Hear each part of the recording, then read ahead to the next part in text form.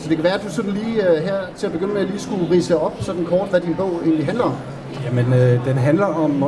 verdenskrig set gennem tyske øjne. Jamen, hvis vi lige skal tage indledningen, så starter den i Bolivia i 1983, hvor en gammel mand sover ind, og folk i byen, det er en lille flække, der hedder Coroico i Bolivia, jamen, de ved, at manden er tysker. Han kalder sig Hector Morales, men alle ved, at han er tysker, og alle ved, at han har lavet nogle ting under krigen, som han er flygtet fra, og derfor befinder han sig i Bolivia. Jamen så tager vi et spring tilbage til den egentlige handling, og den handler om Karl og Gerhard, som er to brødre. De er vokset op i Hamburg og ud af det bedre borgerskab, og de er ikke nazister, nogen af dem, og det bliver de heller aldrig i løbet af den her bog, selvom de bliver nazistiske håndlangere, kan man sige. For Karls vedkommende, Karl, han er klædefabrikant, han er den ældste af brødrene, han er klædefabrikant og har arvet en klædefabrik efter faderen, eller efter hans far, og den producerer blandt andet uniformer til hæren. Han er også reserveofficer.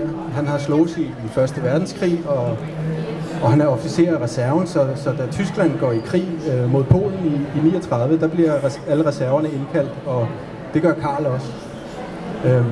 Han har stadig sådan en idé om, at han er en ung soldat, der kan løbe fra solen står op til solen går ned, men eftersom han har rundet de 40 år, så kan hæren kun bruge ham som forsyningsofficer.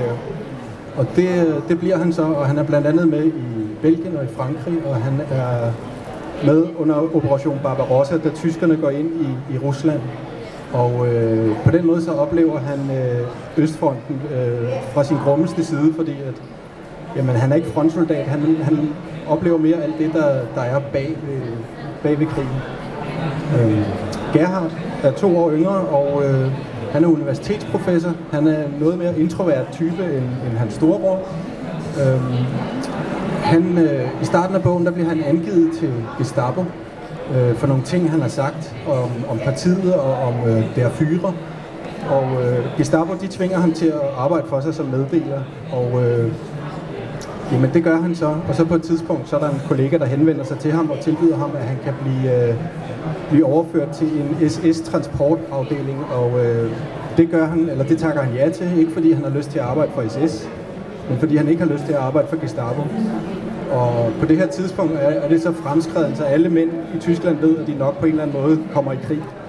Og ved at få sin krigsindsats afviklet i en transportafdeling, jamen det er nok, han tænker, det er meget stille og roligt. Et sted, hvor han måske ikke får blod på hænderne. Men den her transportafdeling bliver så på et tidspunkt sat til at flytte Hamburgs jøder ud af byen, og på den måde så bliver Gerhard involveret i hele det her maskineri, der foregår bag ved krigen. Jamen senere så kommer han til Neuengamme koncentrationslejr, hvor han bliver forvaltningsleder, og han ender som kommandant i en lille underlejr til Neuengamme, som bliver åbnet i forbindelse med Karls klædefabrik. Det er jo sådan en handling. Hvis vi lige skal sætte krøllen på med Bolivia, så manden, der sover ind i Bolivia i starten af bogen, er selvfølgelig den ene af de 2 brødre. Og motoren er lidt, at man skal finde ud af, hvem af de 2 brødre overlever krigen.